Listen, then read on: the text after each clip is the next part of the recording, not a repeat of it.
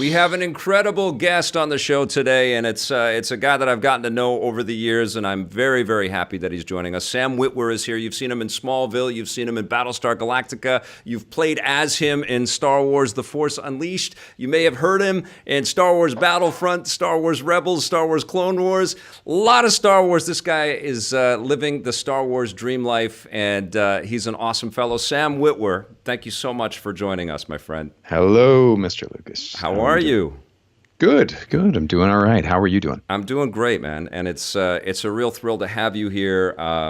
You're a very personable, friendly, approachable human being. And we met, I think, at the very first, or the sort of the announcement thing that they did around Force Unleashed at Star Wars Celebration. 11 years ago or something like that. Crazy, right? Yeah. And you struck me as just this, this young up-and-coming actor with grand ambitions. And here you were starring in this video game, and you were just really nice and cordial. And then, and you haven't stopped being that, by the way. But then we met you again at Lucas Ranch, or was it Skywalker? At Skywalker, for Force Unleashed 2, and I was with Scott Jones, and we were just gushing because we loved the first one so much, and you were so sweet. You were as into this opportunity that you were having as we were excited to find out more about your work. Yeah, well, I'm a huge from birth Star Wars fan, as you know. Yes. So, yeah, how could I not be excited about that stuff? That is awesome. Yeah. We're going to get into a bunch of different things here, but I think that, a big chunk of the EP crowd really wants to know about, how it feels to see you, not just a character that you're voicing, but actually your face on the box with the Star Wars brand, and know that people are going to be playing you. Very strange. Yeah. I mean, if I were to get a hold of 12-year-old me via, the DeLorean time machine or something, if I were to talk to myself as a kid and say, hey, you're going to be involved in this stuff, I would not have believed myself. And I also, if you were to contact me 11 years ago and say, you're going to keep working for Lucasfilm for the next 11 years, I would say that's not true. Yeah. That's not going to happen. Why would that happen? Yeah. Force Unleashed, this is great, but this is my one chance to contribute to Star Wars. And 11 years later here, I'm still working for these guys. So they've been more than fair and good to me, I should say. Well, how does that happen, Sam? Is it a question? Well, is it a question of you? They get to know you and they see that your enthusiasm is a genuine thing, and then they say, "Well, they have no choice but to get to know me now because I'm always foot." I actually asked a producer at Lucasfilm, I'm like, why? What's the deal? Why do you keep hiring me? Full on says, why is that happening? Because I'm always bugging you guys. I'm always underfoot. I'm always wanting to know what you're doing. And she said, that's part of it right there. That you do bug us, but what we never get the feeling you're looking for the next job. We always get the feeling that you're just excited and that you don't want to be too underfoot, but you want to know what we're doing. Yeah. And that endears them to me, I suppose, I guess. But the fact that I am truly enthusiastic about what they're doing. I will say, and this is just a theory, I haven't really heard this directly from anyone, but the fact that I honestly don't care whether they hire me or not. Yeah. I think that helps. Yeah. I know some people who really do care whether they Right. get hired by someone or Yes. not. And sometimes their ingratiating behavior is a little bit transparent in terms of what they're after. Right. And people smell that stuff, especially around the Star Wars brand. People smell that stuff. So for all the roles that I have been fortunate enough to do in Star Wars, I have been offered, people have said, oh, this is definitely happening. You're going to do this, or you're going to do that. You're going to do that. And I don't care. Yeah. But it's an honor to even be considered for these things. And I love these people, and I love the people that work at the company. I love what they're doing. And a lot of those jobs didn't happen, or they went here's something that people maybe are not totally aware of. But there was a thought for a while that I was going to be Kanan in Rebels. And my final analysis on that is, my God, they got the right guy in Freddie Prinze Jr. because he was pitch perfect as that role. Yeah. He was absolutely and totally perfect. And I ended up benefiting because I got to make a new friend. I got to make friends with Freddie. I got to blind him.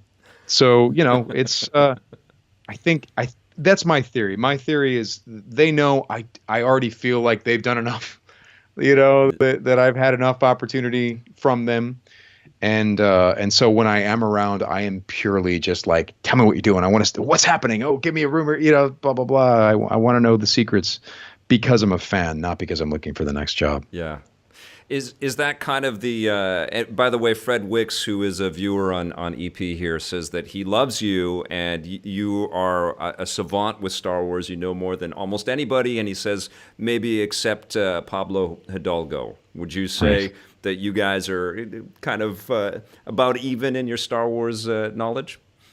As much as I feel like I'm a Star Wars, I have some Star Wars trivia up here a little bit. Yeah. But I feel like if there was something I felt like I was good at when it came to Star Wars, is knowing what the thematic intent is. Yeah. It's not as important what spaceship is this or, That's what Lucas always says. Yeah, I think it's more important to understand the spirit of it. At least it is when you're performing these things. If you don't understand the spirit or the thematic intent of George Lucas, then maybe you shouldn't be doing it. That's awesome. I don't know. But when it comes to the pure trivia, I would fear Pablo.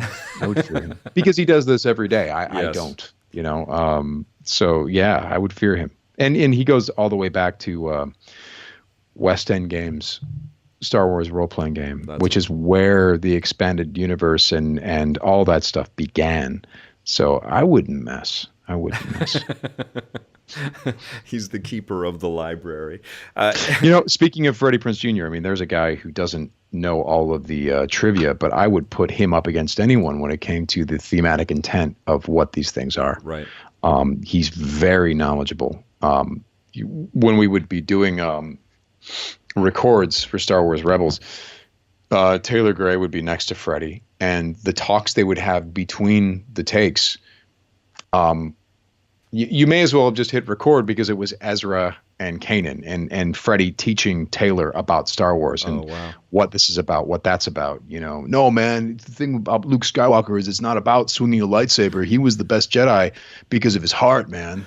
It has nothing to do with that, And he starts talking about martial arts discipline and all these really interesting layers that he was bringing to his Star Wars character, and that's the stuff that's hard to get. Yeah.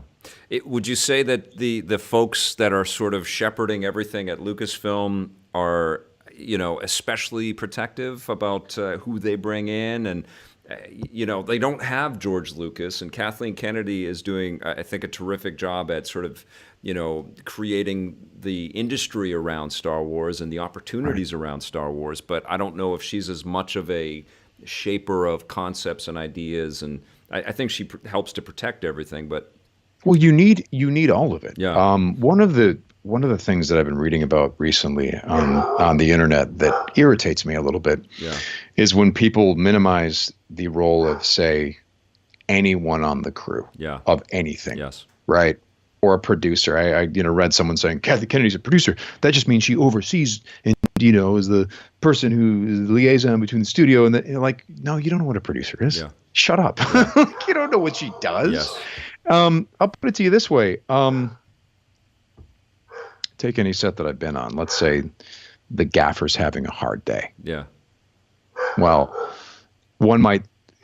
someone who doesn't understand how this stuff comes together might say, well, the gaffer has a hard day. Who cares? You're not going to see a quality shift on the screen. And I would say, yes, you will. You will. The gaffer has a really tough day and he's not working as fast or as efficiently. That'll be the difference between 2 takes and 3 takes in a critical scene. Mm-hmm. And that is, you will directly see a line between that guy's bad day and the quality of what you see on the screen. Yeah. Every person in that machine is key.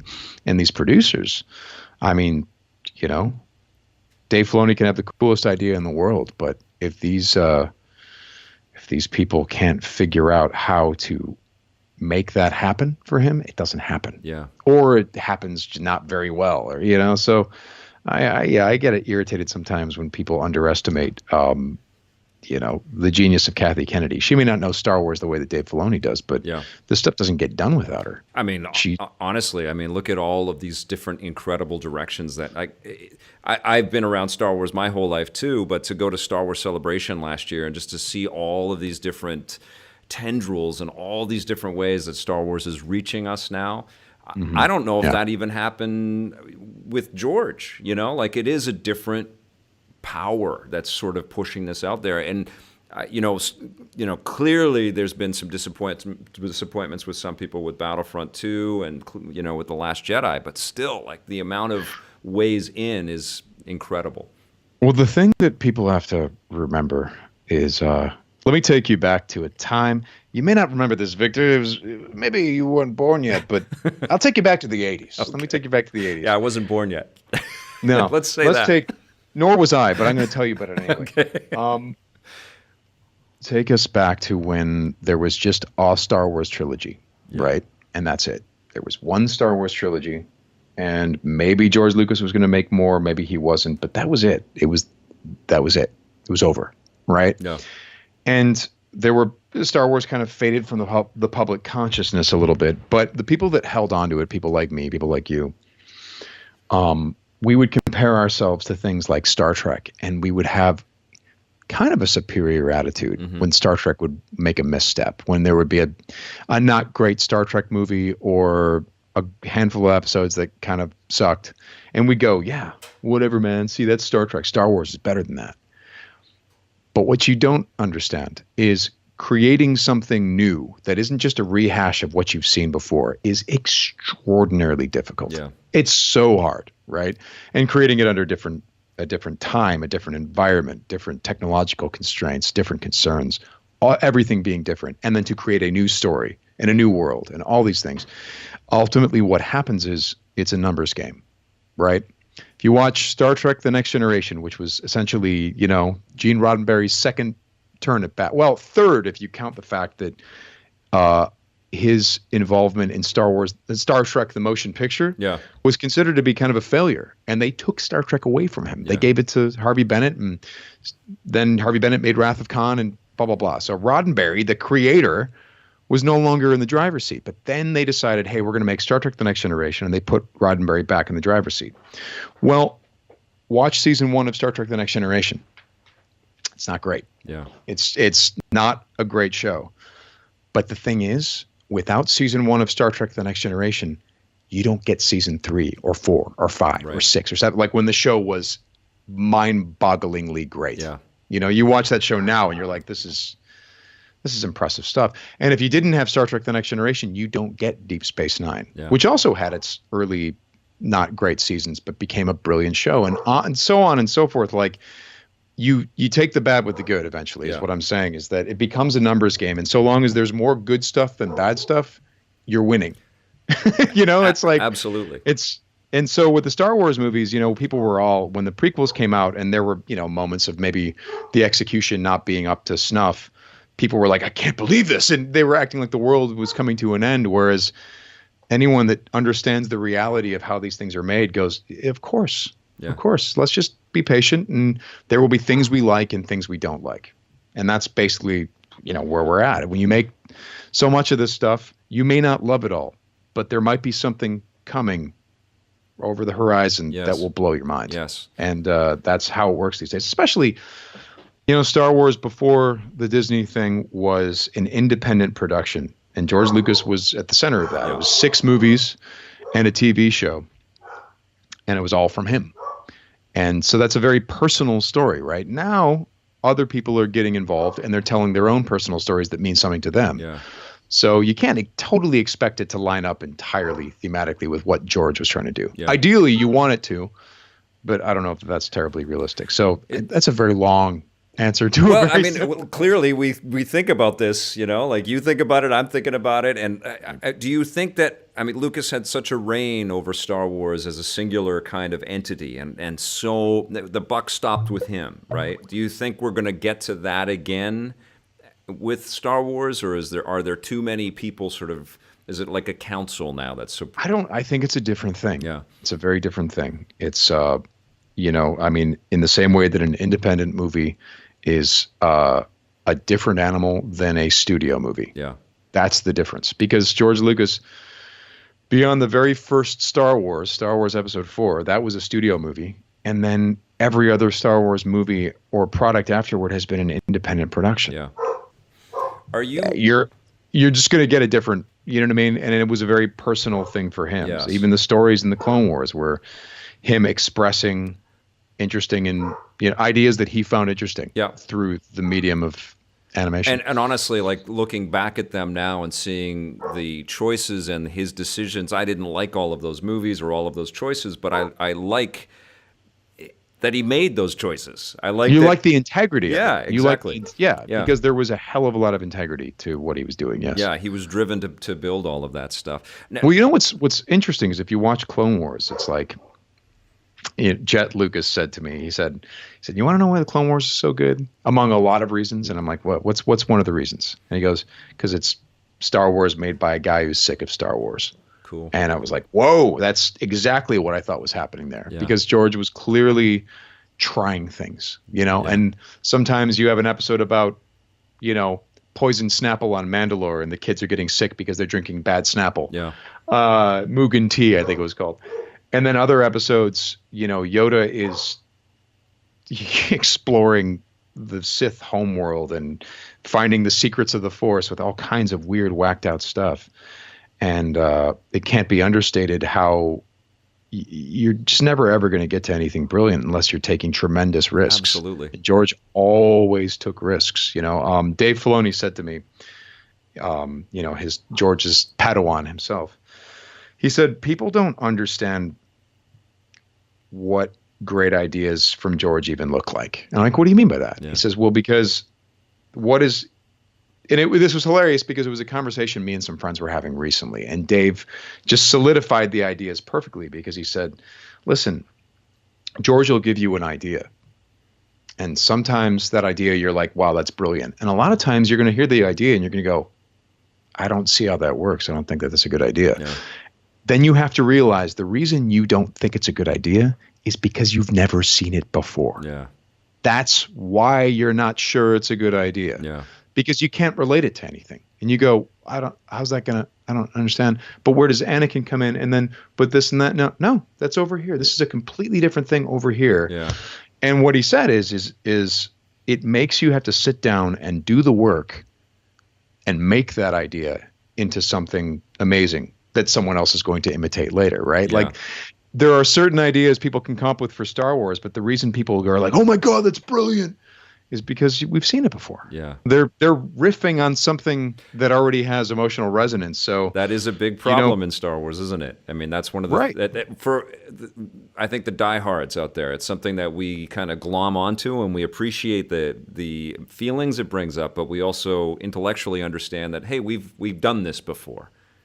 That was one of the biggest complaints about The Force Awakens, which I love that movie because it brings up those emotions so purely. I thought that JJ had a really tough task to kind of bring people sort of back to Star Wars, and that's exactly what he did with that movie. But yes, I can fully understand the criticisms that it's reflecting a lot of things that look familiar for us. Yeah, well, and again, there is nothing wrong with enjoying that movie and thinking it's great, and it surely had a lot of energy. The execution was fantastic. The performances were wonderful. The cast was great. The ideas behind it were not perhaps the most original. Yeah.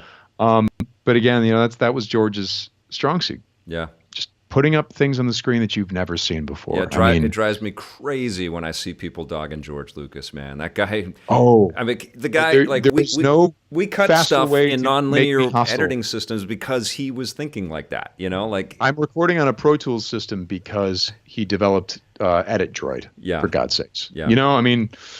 He saw all the deficiencies, all the deficiencies, all the things that needed to get done and could get done, and he basically put the people together to do all of these things that revolutionized everything, all of it. But it's this way. Days gone, where the way we shoot stuff, and that's tech that I saw demonstrated at at Lucasfilm, Industrial Light and Magic. I saw that tech demonstrated 10 years ago. It's awesome. Like the stuff that we're using. I'm like, well, this is familiar. Yeah. Okay. So yeah, it's the thing about Lucas. I mean, let's talk about the prequels for a second. Yeah. Boy, it's if I were to be critical, I'd say not every scene was executed with the amount of skill that perhaps it was executed with in the original trilogy. Yeah. But if I'm going to be glowing about it, there ain't any other movies like those movies. No. These things are singular creations from a guy who is dreaming up some crazy stuff. And when you talk about the world building, I mean, it's funny. I have a very, very close friend named Glenn Howerton, who was Dennis on Always Sunny in Philadelphia, and he's also one of the creators of that show and writers of that show. And he said, after watching Force Awakens, he said, "Yeah, I enjoyed it, but I'll tell you something. I would much rather see another prequel by George Lucas than see that movie." I'm like, interesting. He's like, "Yeah, I'm discovering I'm more of a fan of George Lucas than I thought I was, because I never, ever could tell you where those movies were going. Even though I knew Anakin was going to become Darth Vader, I was the world building and creating a giant, large galaxy of things and people and ideas and concepts. And he also said just the story itself, the betrayal and the political machinations and how this world goes from a democracy to a dictatorship. He's like, it was just not what I expected from a bunch of Star Wars movies. Right. And I found that was he's like, I would much rather have someone trying to create something new than to see something that I've already seen before, because I can always go and just watch that movie if I want that feeling again. I can go and give me something new that expands my understanding of the other stuff rather than contracts everything. But you're also in the trenches with the people that are building something new against the constraints of the sort of commercialization of all of these properties and the theme park kind of building that's happening around all of this stuff. You see them really working hard to create things that shatter expectations and build on new lore and give us something wonderful to sort of sink our teeth into. Are you? Yeah. Do you think you're too close, to these folks, and can you still be a fan and be critical Yeah, I think I've been probably more critical than is just now. Yeah. than perhaps I should be, being someone who keeps getting employed by them. But I mean, here's the thing: it's home team. Yeah. Am I say the biggest fan of the movie The Last Jedi? No. Yeah. But am I pleased when people say they love it and that it means something to them? Yeah. Absolutely. Why would let's take it from instead of a micro point of view, let's take it from a macro point of view. Life is tough and bad things happen in real life. And as someone who works in entertainment, anytime a successful product gets put out that means something to people, I feel like we all win. Yeah. So I don't understand the vitriol, like the fans fighting each other. Oh, it's debating awful. Is one thing. Yes. Debating is fine. Yes. But people shaming each other, yeah. Shut up. Yeah. No. Or don't targeting call people creatives with their hate too, which is just awful too. I mean, Twitter's incredible and YouTube comments, all that stuff is amazing. But if it's all just being used to just generate hate, it's awful. Well, it's the whole thing with that is that people they're not giving a second thought to what it is that they're putting out in the world. They're not taking a breath and thinking about the fact that the receiving end of whatever it is you're putting out are also other people. Yeah. That sucks. That really sucks. It's I think anyone who says, "Oh, people who like Last Jedi are not real fans," oh, go to hell. Yeah. And people who say, "Oh, if you don't like Last Jedi, you're sexist." Shut up. Yeah. Everyone just shut up. Yeah. Please, can we just shut up? Yeah. Debate it. Please debate it. Yeah. Debate what you liked, what you don't. That's fine. But the moment you start getting personal and insulting people, you really don't deserve to call yourself a fan of this franchise, which is it's a franchise that's based around the singular idea of don't be a dick. Yeah. Isn't that what Star Wars is about? Absolutely. So if you're kind of aggressing on people, you've missed the whole point. Yeah. Then you know what that means? That means you like these movies because of explosions and spaceships and stuff and fighting. You don't like the movies for the reason that George Lucas liked the movies. Yes. If you're that kind of person. Yes. Yes. You know? About their So their idea of this is including fully galaxies of characters. Yeah, you're not a real fan if you're not making an effort to be nice to people. I just said it. I'm flaming. You're not. Come on. It's so true, man. That's the Jedi way. Can we talk Last Jedi for a second? You're actually in the movie. You're one of the voices in the movie. Who did you play in the film? I don't even. What they need sometimes is they need people who know how to make Star Wars sounds and languages and all kinds of stuff, and the way that Lucasfilm feels about it is who better than the people who have worked on the animated series to voice characters and stuff like that. And I've only seen the movie twice, so I kind of don't recall who I did or what I did. What were your thoughts on this movie? What did you think of Jedi? Well, okay, I'm going to try to be as honest but also diplomatic as possible. I think that there were wonderful performances in there. I think that Rian Johnson made the movie that he wanted to make. I think he said what he wanted to say with it. And I think that things like representation and putting people on the screen who, it's like when you hear about people who saw Cassian Andor in Rogue One and felt like, my God, I've never seen myself as a Star Wars. That's all very important, and you can't understate that. I think as you and I being white males, we've had the luxury our entire lives of seeing ourselves on the screen, and to the point where we don't even think about it. So there are probably a bunch of people who go, I don't get this all representation thing. Be like, yeah, well, you have the luxury of not getting it. You're not supposed to really get it. So, but if I'm going to say just from my point of view, then the truths that we cling to depend greatly on your own point of view. Why I did that as Palpatine? I've got the character wrong.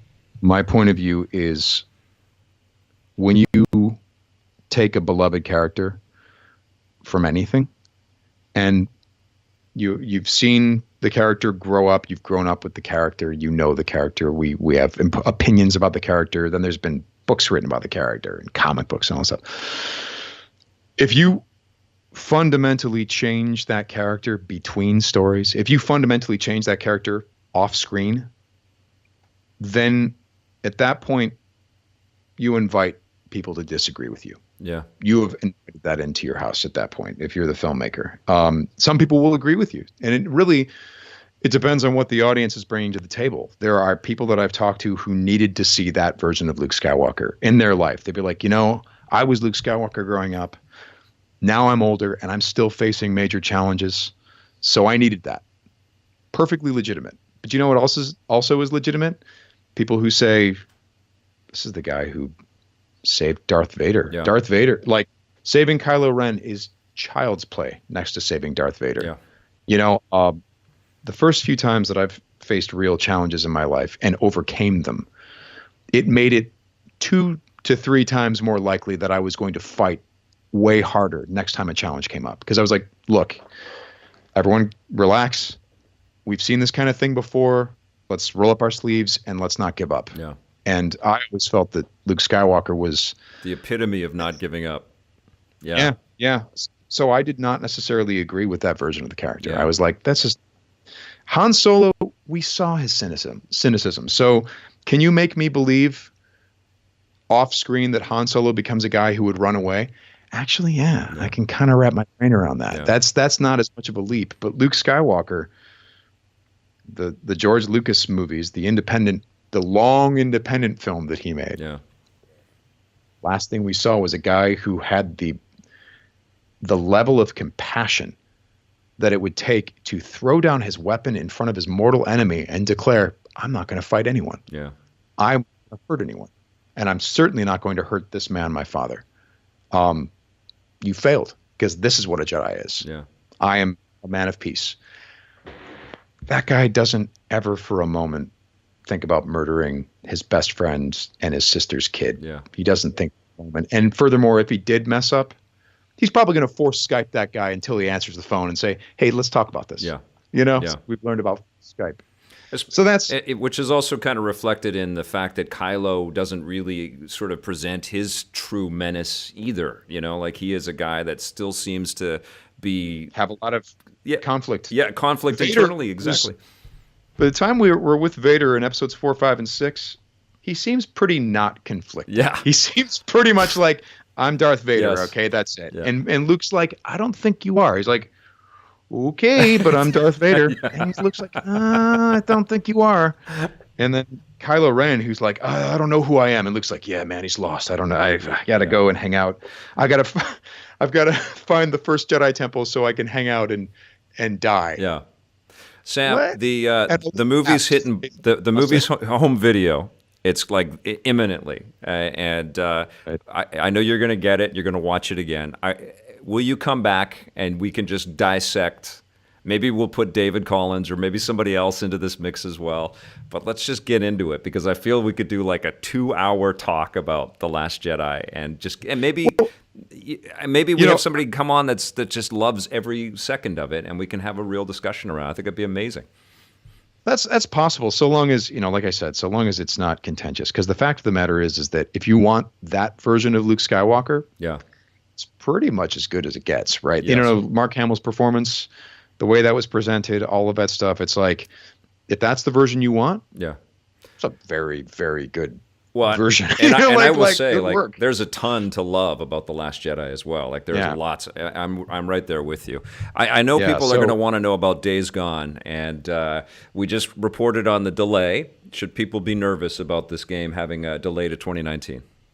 Nope, because I happen to know exactly what's happening, and I can't tell you. But it ain't anything to be nervous about. I'm happy to say. Awesome.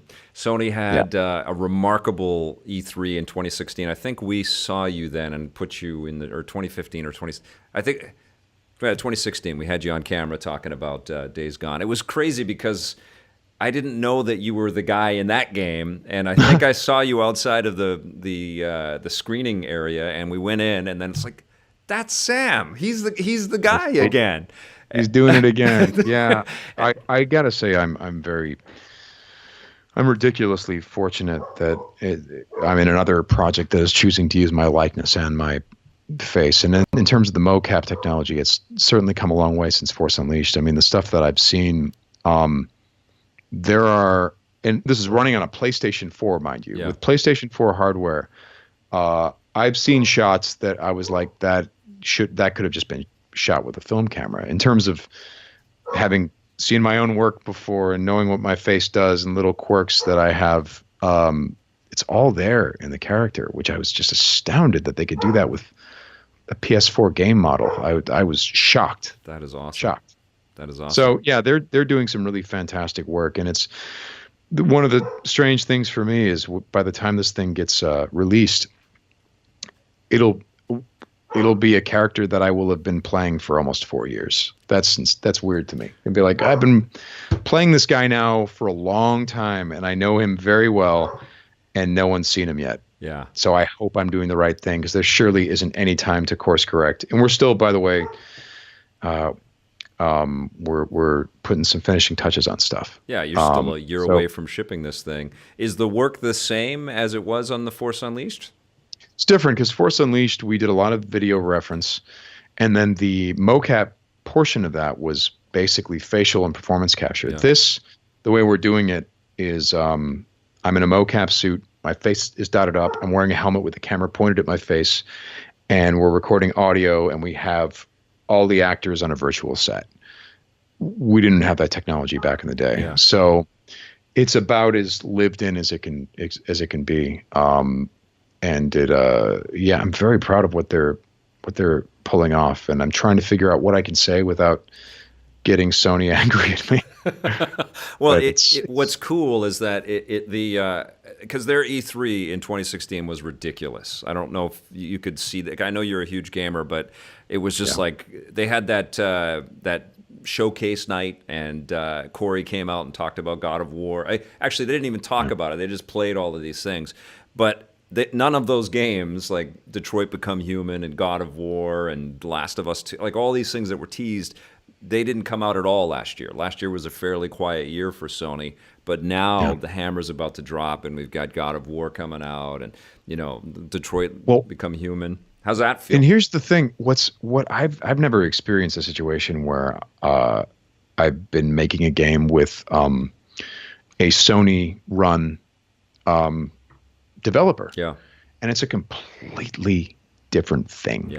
It is so different. Like, for one thing, they want these all to be AAA titles, right? But for another thing, they will not compete with themselves. So you go, oh, so we all have our defined area that we get to release and not worry about, these giant titles coming to compete with us. We don't have to worry about. Okay, great. But furthermore, Sony's main focus is to make as good of a game as it can possibly make, because when you have a developer that works under Sony, the priority is to move Sony PlayStations, to make games that are so good that people go, well, I have to get a PlayStation because I have to play that. So the resources and the eye toward quality that they have is really extraordinary. I mean, I will say this about Days Gone. A lot of games that I've seen in development, they start out with like a scope of like this. It's like, oh my God, we're going to make a game and it's going to be this huge. It's huge. And then as time goes on, you don't get to finish everything. You have limited resources. Certain things don't work as fast as you'd want them to. And so then it shrinks to about that, right? If you're lucky. And if the scope was big enough, like say, here's something. Force Unleashed, giant scope. But then you can finish what you can finish. So that gets cut down. But the Force Unleashed, the story was so epic and the scope was so big to begin with that the cut down version still felt suitably epic. When we went to work on Force Unleashed 2, we had 9 months to make a game. And so the original doc on how that game was going to play out was actually just big enough. But then it gets shrunk down and it's not big enough. Right? I remember my broken heart very well. It's if you knew what all that we wanted to do, it would have been we would have squeaked by, right? Days Gone is the first time that I've been in a situation where it's like the scope is like this. And then as the game goes on, the years wear on, the scope goes like this and like this and like this and gets bigger and bigger. And they make it work too. It's one thing to be reaching for new things, new gameplay elements and new mechanics and bigger this, bigger that. It's one thing to reach for that, but it's another thing to actually get your hands on those concepts and make them work. So, I mean, it's apparent when you play the PlayStation stuff that there is this effort to, just excel to a point that we haven't seen before on a kind of repeat basis. Like that's what they're trying to do. They're spending unknown amounts of money to make the best game that they could possibly make. And they're, so when people are like, oh man, the Days Gone has been pushed back, is that a problem? And I sit there laughing. I go, no, no. I've been a fan of that Bend studio forever, man. Like their PSP stuff was incredible. Like they were always making things that were way better than they should be. Like they made the Uncharted Golden Abyss game for the Vita, and it's like, well, that's an Uncharted game, Like they actually made that. If I could tell you I don't know that I'm at liberty to tell anyone the origins of Days Gone, but it even in the beginning started as like this and got bigger and bigger and bigger and bigger. Hell, my situation was I was contracted for this I will tell because screw it. I was contracted for a 10-day shoot. Okay. 4 years later. It's been 3.5 years. 10-day shoot, guys. That's amazing. Like, we'll get it all done. And suddenly, no, the story's getting bigger and it's getting bigger and more elements are added to it and the world is getting bigger. And I just have never seen that. I've never seen when I first started working on Days Gone, I was pretty grumpy. And you could ask the people I worked with. I was notably grumpy because I'm not someone who does well when I don't know what we're going for. Right. It puts me in a bad mood, especially if it's my face that's going to be up there. I'm very unhappy when, for example, someone doesn't give me a full script, or Yeah. certain things keep changing and they don't seem to know what they want. Well, I think there's a reason. Like, you were the guy associated with Force Unleashed 2, and I know that like that was a cool game. It was the beginning of an awesome game, but Yeah. you probably heard more than anybody the Not disappointment. fun. Yeah, and Yeah. so you're Look, the guy it's that people would like. Well, I like that your game was like half made, and yeah. you're the guy they're talking to. Yeah, Well, especially when like the gameplay mechanics were refined, but then they just didn't have time to build content. yeah. And there's a whole political reason for that, Yeah, no, that no I longer totally applies. understand, dude. Like, you are, But when you're out front and center, you're the face guy, and people are going to come at you, man. Yeah. well, whether it's a TV show, whether it's Yep, anything, yep. if my face has to be up there, if I feel like people aren't quite doing their jobs, I get really moody. Now, one thing I didn't understand with Days Gone was the process that sometimes happens with these Sony studios, or in fact the process that Bend was foreseeing. There was a complete miscommunication between me and management, in terms of what we were doing. So we would reshoot a scene like 3 times, and I would honestly get moodier every time, because I'm like, why are we doing this 3 times? We should have just done it once and done it right. Yeah.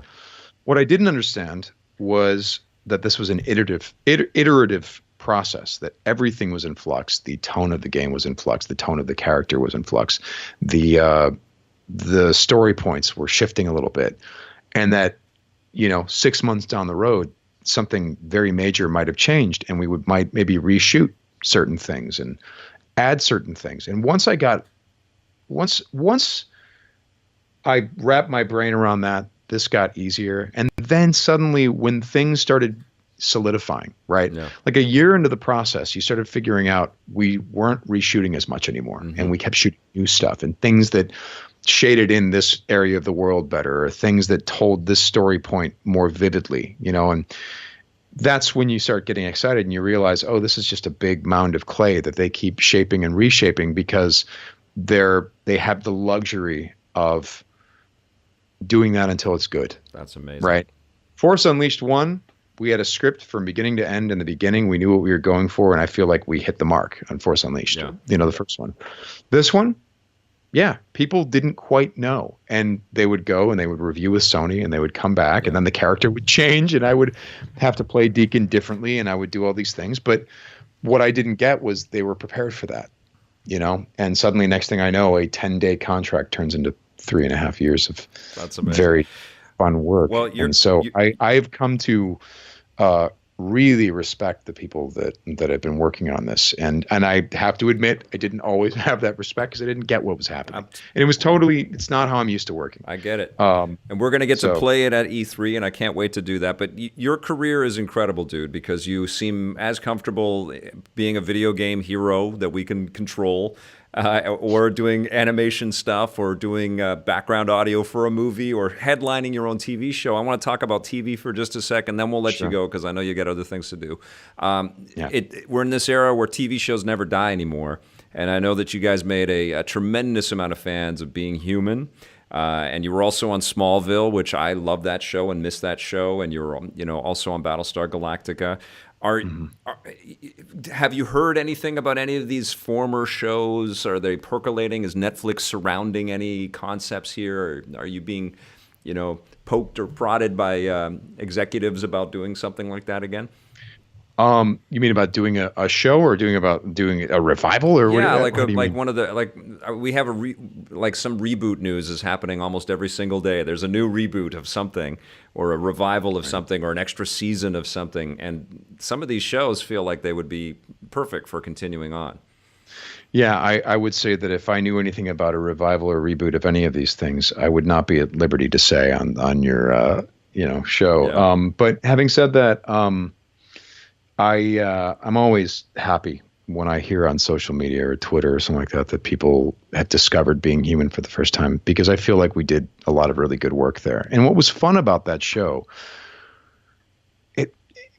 it felt more like an independent shoot than it felt like a TV show that was on TV. It felt like we were just making our own thing, because we were underfunded and understaffed, but the people that were there were extraordinarily good at what they did. I thought our writers were utterly insanely creative and wonderful, and the crew were a bunch of badasses who could make something out of nothing.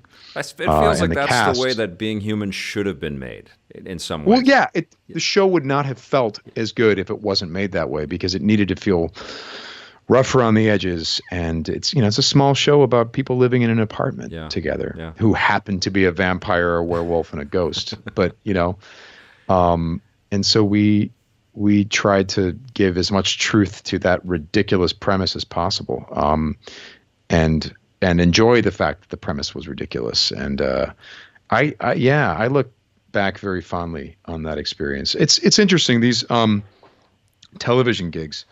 Series regular gigs on television are like among the most sought after jobs on the planet, right? Like no one gets them, and then if you get them, you're one of the luckiest bastards ever. Yep. But I will say this, is as lucky as you are, if you have a job like that, the quality of life isn't exactly the best, because you're just doing that. You're only doing that. Yeah. I remember being in Montreal and asking a very rudimentary question about where a certain restaurant was. And some Montreal local made fun of me. They're like, "You've been here for like 3 years. You don't know what so-and-so is." Yeah. And to which I responded very pointedly. I said, "When would I have time to learn the city?" No, explain to me. When am I going to have time to look around the city? Yeah. Because all I do is work. Yeah. That's all I do. And the other part is that I was in Montreal and I wasn't home. Now, having said that, Montreal is amazing. And if I have to spend years away from home, it may as well be someplace like Montreal. But awesome. The work that I've been doing recently has been stuff that has allowed me to live in my actual home for a while, which is and then dogs show up, and then I get to live with dogs, and these are like things that I don't know. It sounds kind of funny, but like as an American, my American dream included living in a house and having a dog, and now I live in a house and I have 2 dogs. And it's so funny that American dream doesn't always jibe with the actor's dream, right? Because you have to be a vagabond, don't you? You kind of have to go where the work is. And I've been less a vagabond in the last 3 years than I ever have in the entire history of my working. And jobs like Days Gone have allowed me to do that, because I've had a steady gig for 3.5 years. That's great. And it shoots here in the city. So I'm just like, well, oh my God, is this what it was like to be in the 80s and be on the A-Team? Yeah. This is incredible. Like I am Dwight Schultz. I'm Howling Mad Murder. I'm Dirk Benedict. Damn it. Well, you're actually with that game, you're one of the dudes on The Walking Dead, but you're not in Atlanta. So. Right. Well, and again, some of those people being friends, it's like, it's not easy to be away from your family. Now, I don't have a family, but I do have dogs. So I've told my management, I'm like, I'm not the same guy. Yeah. I'm not, if there's an amazing opportunity, then yes, we'll talk about it. But I'm not as interested in leaving town for 5, 6, 8 months at a time. My life has changed, and what I'm more interested in doing now is kind of, like a lot more personal stuff, writing some stuff with Glenn Howerton that people are paying us for, making this D&D book with my brother and John Peterson and director Kyle Newman. That allows me to stay here. Doing this Crash Tones album allows me to stay here. Days Gone allows me to stay here. So I've made a conscious decision to have a little bit more of a quality life recently. Well, let me ask you this, and it's a very important question, Sam. Does Jon Favreau have your phone number? I cut his head off. He's a little sore at me. I took his sword. I will tell you that I don't know that he has my phone number or anything like that, but I've bumped into the guy. Yeah. And we made some pre-Vizsla Darth Maul jokes at each other. That was nice. Awesome. But yeah, congratulations to him. What a tremendous opportunity. Yeah, and for anybody that doesn't know, he's running the new Star Wars live-action TV show with the Disney and Lucasfilm streaming Star Wars programming that's coming to the new Disney streaming app next year. Look, I'll admit to knowing a little bit more than I'm pretending to right now, but I will also admit to not knowing any more than what I know, which is very little. Okay. But I know some stuff. but I know a little stuff. But it's not much stuff. It's not very impressive. But look, I will say this: after 11 years of working with Lucasfilm, you no longer hear rumors. Any rumor that gets back to you is actually absolutely 100% the truth. Wow. So you don't hear a lot of stuff, but the stuff you hear ends up being true. And the only reason you hear it is because you have a history of not telling anyone. That's crazy. So, Well, so I am not, I have no influence. I don't necessarily have any like major equity, but I have equity with the people who are over there making this wonderful stuff. I am so happy that The Last Jedi was successful, and Rogue One and Force Awakens, and the Rebels finale went off extremely well. Yeah. People seem to be absolutely and totally thrilled with the entirety of that project, which is immensely gratifying, since the way I think about those guys are home team. Yeah. Those are my friends. I want them to win, and they are winning. So that's good. That is awesome. I love to hear you say that. Sam, I want you back on the show as soon as you're able to and willing to. I think it'd be incredible to dive into Last Jedi. And by that point, I'll have been a little bit more caught up on Rebels, and we can talk about that as well. Yeah, well, speaking of taking risks with the franchise, you're going to see some things that, speaking of ideas, that, the whole thing of like, you don't know a good idea until you do the work on it to make it a good idea, to do something. Filoni has done stuff at the end of this show that has never been done with Star Wars before. And if you had told me, oh, he's going to do this, I'd say, don't. It's a bad idea. And he pulls it off. That's he awesome. makes it actually really work. And that's the strength of that guy in particular. Dave Filoni has absolutely earned the spot that he has at that company. And I'm so very excited to see what he does next, because, I mean, not only is he a friend of mine, but even if he weren't, I would be such a huge fan of that guy. Yeah. Truly an incredible kind of creator. I take the opportunity to make fun of him in these interviews, but I'm just going to say, I mean, he's been able to achieve at that company. He's been able to tell stories that shouldn't work, but do. And suddenly when they do, you have a brand new element, a brand new dimension of Star Wars to look at and go down the imaginative rabbit hole and think about. So awesome. You are a fascinating gentleman to talk with, man. It's awesome to talk with somebody that's as passionate about all this stuff as I am. And I can't wait to have you back, and we will dive in a little bit more on some of the Star Wars news that's out there. Thank you, Sam. We'll see you soon, my friend. Have a great day.